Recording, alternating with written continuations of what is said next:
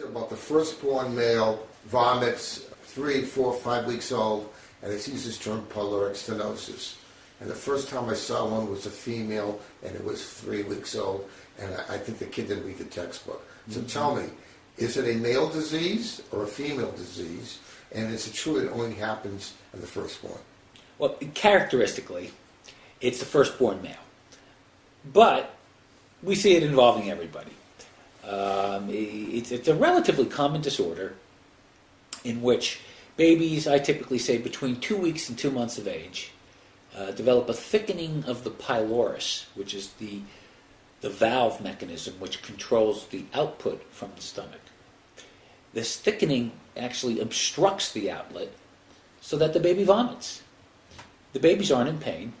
In fact, they're quite hungry.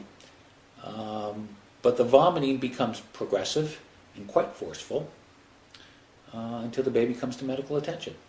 And how's that fixed? The operation is a very rapid or easily performed operation which takes about 15 minutes to a half an hour to perform. It can be performed through an open incision or laparoscopically, in which the muscle that is thickened is split, taking care to avoid entry into the inside of the bowel itself, but splitting the muscle so the pylorus pops open, allowing food to flow from the stomach into the intestines. So it acts like a closed door to the situation. Correct.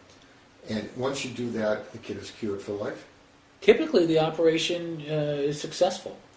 It's rare that we have problems with this operation, and there are really no long-term complications.